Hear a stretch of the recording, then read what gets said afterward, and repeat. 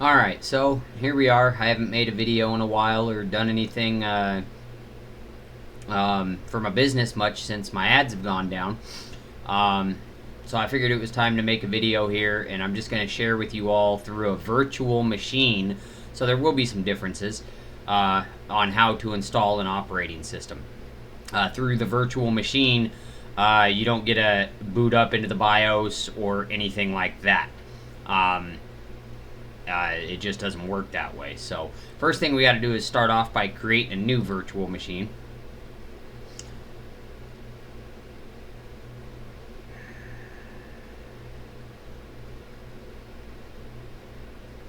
So we'll just go with the typical one right now. We're not going to go with the custom. Let's see here. Guest operating system installation. So here's where it's already asking us. I will install the operating system later. So that's what we're going to go with right now. The operating system is going to be Microsoft Windows. It is going to be Windows 10 and later. It'll be Windows 11. Virtual machine name, Windows 10 and later. Yeah, that doesn't matter. All that works out. Maximum disk size.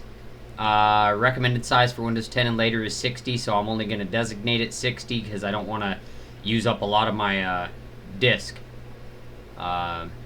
Splitting the disk makes it easier to move the virtual machine to another computer, but may reduce performance with very large disks.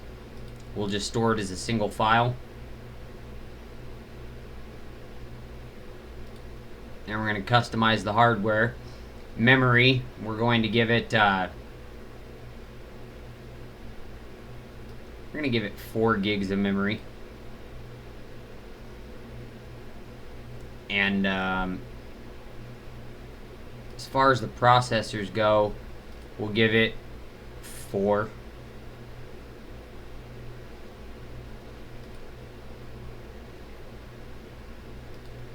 And we'll go with 2. We're not worrying about any of that kind of stuff right now. The network adapter, we're just going to use it to share the host IP, which is my computer's. So we're not really setting any of that stuff up. Sound card, that's all through mine. Everything else is pretty much through mine. So we'll go ahead and confirm that and finish. Now we've got the virtual machine here. Now we can power it on.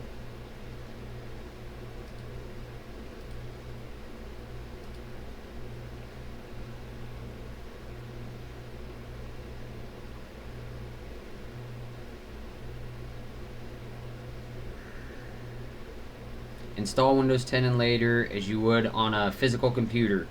When you are done and the operating system boots up, click I finished installing. Let's see here.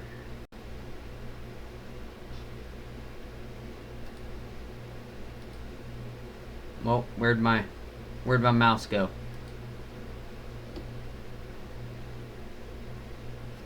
My mouse disappeared on me.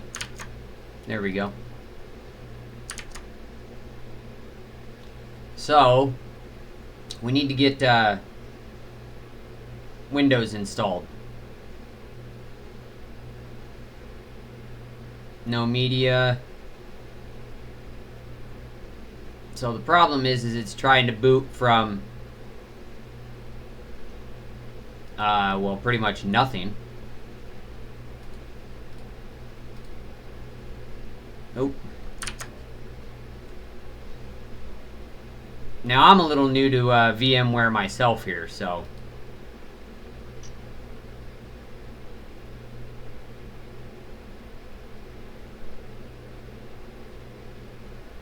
nope.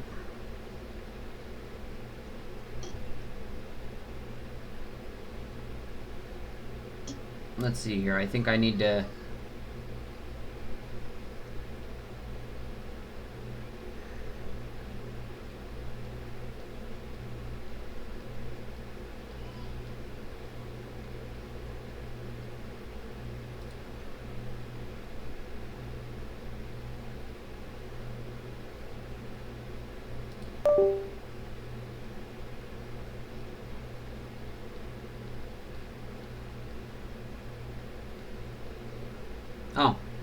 Well, there we go. So all I had to do was go up there and tell it to basically boot from my removable device, or connect it. I had to connect it to the virtual machine, and now it's from the looks of it anyway, it's booting into the Windows 11 startup. And this may take a few moments here. Now, when I originally set up the virtual machine, you saw I was in there adjusting the number of cores, processors, and RAM, and so on and so forth. Because what a virtual machine does is it basically is like running two computers off of your one computer setup. So an easier way to explain that is basically I set up a whole nother computer virtually here, and I determine how much of my system resources it's going to utilize to run. So this virtual machine is actually much slower than my regular computer, because I'm not authorizing it all that much resource use. So anyway, here we are at the Windows setup screen. You just leave all this, USA, next, install now.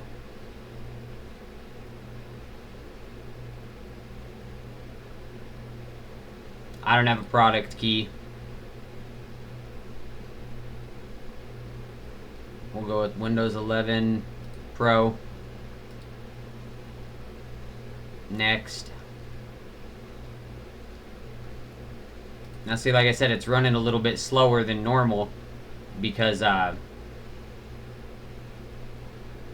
it just doesn't have that many resources. I can bump up the resources, but I just don't care to. You don't really need a lot for a virtual machine. Anyway, so here's my designated disk space, which is a blank spot on the hard drive, so to say, 60 gigs, blank spot. So we're going to create new. We'll go to apply. Okay. And then we'll just go next. And it's copying Windows files. Windows 11 and 10, but 11 even, has become so easy to install the operating system. It's basically like installing any other piece of software.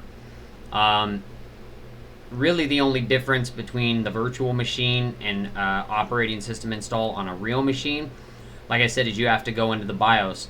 Kind of like I had to go into the settings on the virtual machine here and tell it to connect and boot from that USB stick. You need to do the same thing in your BIOS settings. Most time it's not set up to automatically boot from a USB drive. You need to kind of point it in that direction. And there's usually a boot priority or a boot menu in your BIOS where you can rearrange what you want to boot up first. And you would select the USB stick then and boot it from there. And that's how you get into where we are now on a regular computer with a BIOS.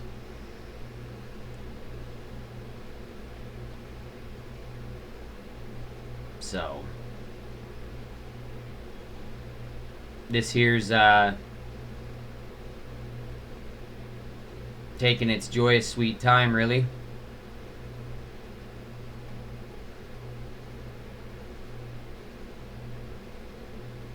So well, let's see here. I think after it gets past the getting files ready for installation, it really zings along, if I can remember correctly.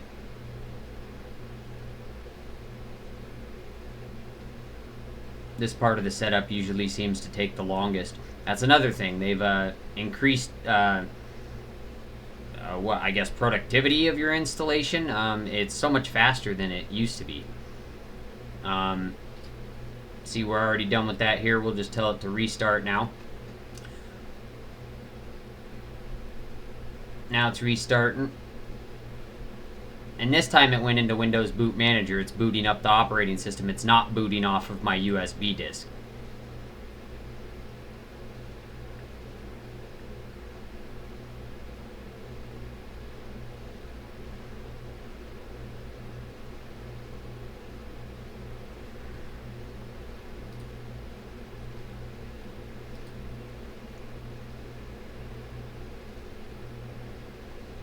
I guess I could have made it full screen the whole time, but basically, yeah, this is setting up the operating system, getting things ready for us.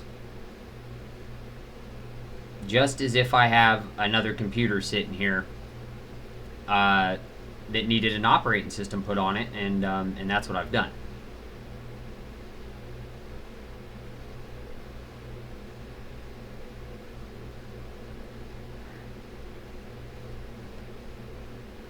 Well, it's got to restart again. A couple of restarts on the setup. Should be getting into the next steps here though, where it asks you some more information.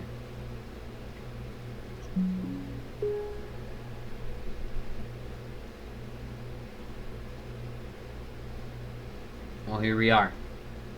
United States, yes. The keyboard is US layout, correct? We don't need to add another keyboard layout.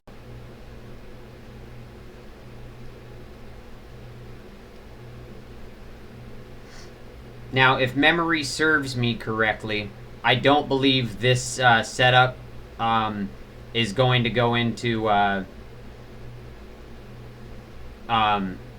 no, it might here now. Set up for personal use. I don't think it goes into an internet setup on this because it's already connected to the internet through the virtual machine.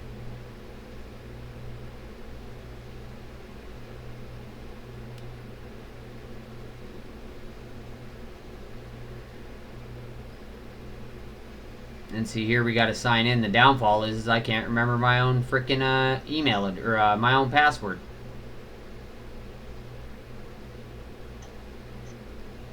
Let's see here.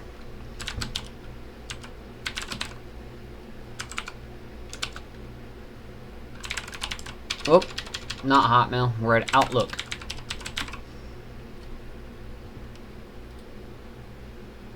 Now, see, I got to enter the password here.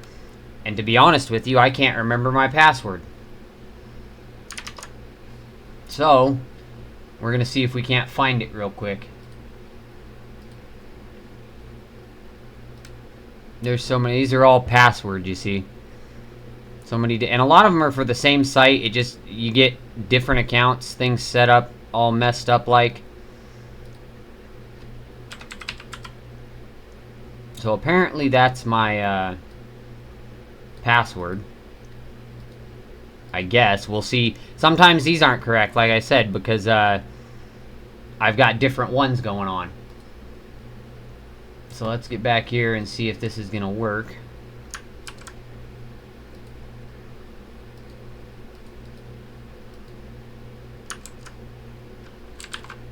Well, what the heck?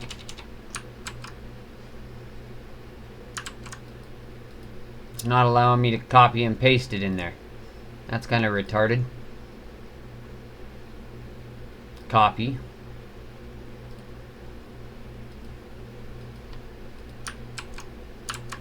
Alright, well that's not going to work, so it's not letting me copy and paste. So apparently I'm going to have to actually enter it manually. I sure hope this password is correct.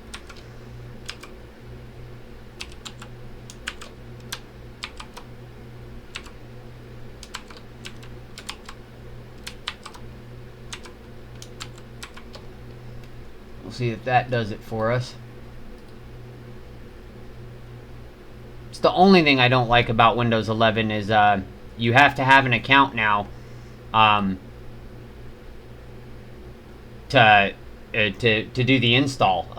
Once you're in and signed in and you get to the desktop and whatnot, there's settings and options and different ways that you don't have to be signed in online and can do away with that account, I do believe, even if you want to. But in order to set up the operating system, they've kind of forced you into a spot that you can't really get out of, and you've got to create an account or use one. Most people have an Outlook or a Hotmail, but if you don't, you've got to create one.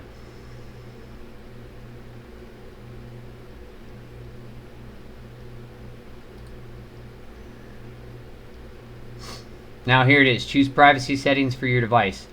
Location. Let Windows and apps request your location and allow Microsoft to use your location data to improve location services.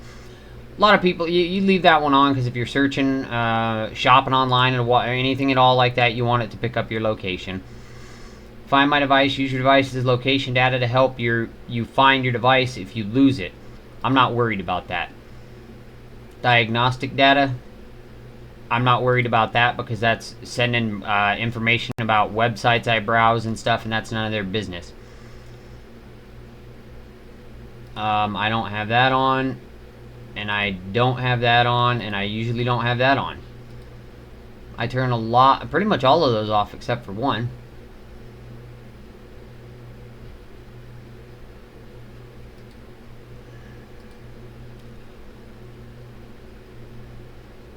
I said I'm going to set it up for business. I mean, I'm not really, it's a virtual machine. I'm not really going to do anything specific with it.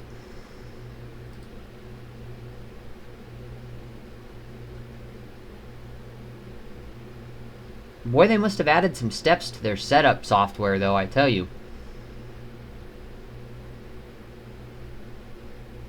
That part seems like it gets a little more extensive. You know, other things have gotten faster, but then the questions they ask you to get it all optimized and set up for you, like it's kind of doing right now, those have gotten a little more extensive.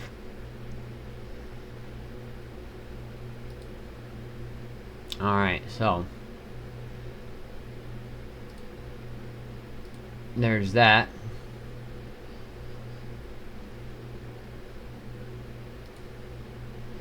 There we go.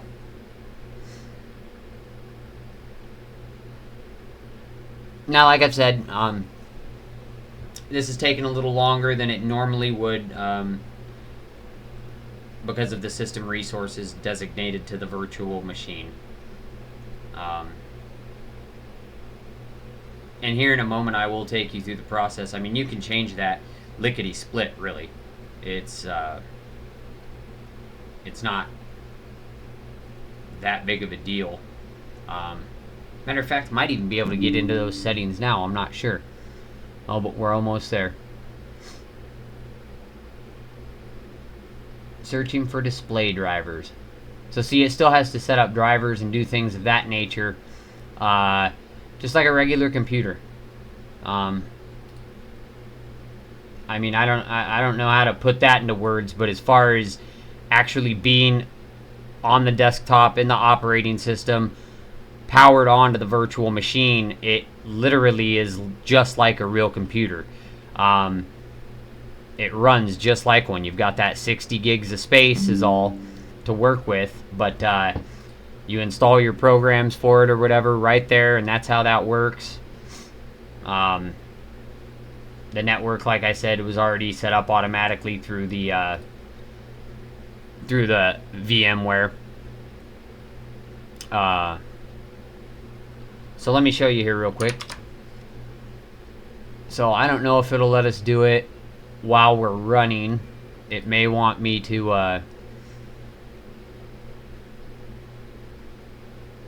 let's see here. Yeah, see, you can't change the hardware compatibility while you're in it, or maybe you can. The virtual machine, oh no, must be powered off to reduce the amount of memory. Oh, to reduce it. So if I wanted to increase this, I've got 32 gigs. If I wanted to go up to 8 gigs, I can increase it right here. Simple as that. And then you just hit OK. Processors, we've got 8 total going on. That doesn't let me change that right now. And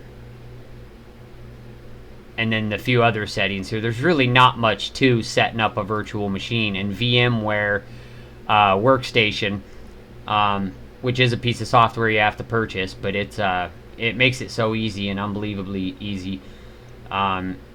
You've got your little identifiers down here, the hard drive, the CD, DVD, which really nobody uses those anymore, the network adapter, sound card. Now, it did tell me my printer, it's showing that it's present, it can recognize it, but it did give me a little, I wouldn't say it was an error, it just is a setting that says it's turned off right now or something in the virtual machine. That doesn't really bother me. I mean, if I need to print something, I'll print from my computer. The VMware Workstation is just a tool to utilize to do things such as this, show people how to set up a computer real quick, and how quick and simple that really was. Like I said, the only difference is on a real computer, not a virtual machine, you would go into your BIOS and look for the boot priority or boot menu and tell it to select your USB stick, and then it would go right into the setup. So yeah, that's pretty much that, and that's how you install an operating system on a virtual machine, and just a little bit of info about virtual machines and how they work. So yeah, until next time, we'll catch you all later.